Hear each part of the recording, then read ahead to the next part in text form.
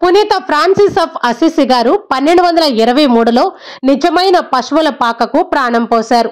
ఇటలీలోని gratia అనే చిన్న పట్టణంలో క్రిస్మస్ కి 2 వారాల ముందు తన స్నేహితుడైన జోనీ వల్తన్ దగ్గర కొంత భూమిని అద్దెకి తీసుకున్నారు. తర్వాత బెత్లహేములో ఉన్న నిజమైన పశువుల పాకని జ్ఞాపకం చేసుకున్నారు. అచ్చం అలాగే నిజమైన జంతువులు, నిజమైన మనుషులతో పశువుల పాకను నిర్మించారు.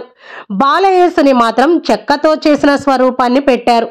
మిగతాదంతా నిజమైన పశువుల పాకనే చేసి గ్రేషియో అనే చిన్న పట్టణాన్ని కొత్త బెత్లహేముగా మార్చేశారు.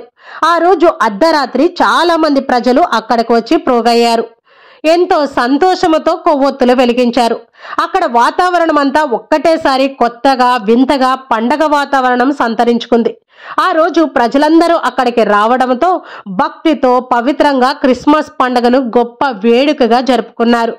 ప్రధాన కుర్చీ దగ్గర నిలబడిన ఫ్రాన్సిస్ ఆఫ్ అసిసి గారు డీకన్ దుస్తులు ధరించి భక్తితో, కృతజ్ఞతతో ఏడ్చేశారు. ఈ సంతోషకర సందర్భంలో ఫ్రాన్సిస్ ఆఫ్ అసిసి గారు సువార్త పఠనాలు చదివి క్రీస్తు ప్రభు జన్మదినం గురించి ఆ రోజు అక్కడ ప్రజలకు బోధించారు. ప్రకృతిలో ఉన్న ప్రతి దాన్ని జ్ఞాపకం చేసుకొని పశువుల పాకలో ఉన్న చిన్నారి బాలయేసుని ఎంతో గొప్పగా పొగిడి కీర్తించారు. ఈ అనుభవం ఎంత గొప్పగా ఉంది అంటే హృదయాలకు హత్తుకొనేలా ఉంది అని, ఆ పశువుల పాకలో క్రీస్తు ప్రభు నిజంగానే సజీవమైన బాలయేసు అక్కడ ఉన్నారు అని ఆ దృశ్యాన్ని చూసిన వారు చెప్పారు. ఈ విషయం చుట్టుపక్కల ప్రజలకు తెలియడంతో తండోపతండాలుగా గ్రేషియో అనే పట్టణానికి రావడం మొదలుపెట్టారు. ప్రజలందరూ ఆ పట్టణానికి వచ్చి ఫ్రాన్సిస్ ఆఫ్ అసిసి గారు ఆ పశువుల పాకలో క్రింద చల్లిన ఎండుగడ్డిని కాస్త ఇవ్వమని అడగడం మొదలుపెట్టారు.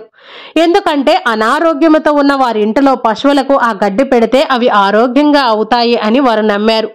దానితో ఫ్రాన్సిస్ ఆఫ్ అసిసి గారు ఆ ఎండుగడ్డిని అందరికీ కాస్త పంచారు. ఇలా పునీత ఫ్రాన్సిస్ ఆఫ్ అసిసి గారు మొదలుపెట్టిన ఈ సంప్రదాయం ఫ్రాన్సిస్కన్ ఫాదర్స్ కొన్ని సంవత్సరాల పాటు చేశారు. ఆ తర్వాత చుట్టుపక్కల గ్రామాలకు తెలిసి ఇప్పుడు ప్రపంచ వ్యాప్తంగా ఈ సంప్రదాయాన్ని ఆచరిస్తూ ఉన్నారు.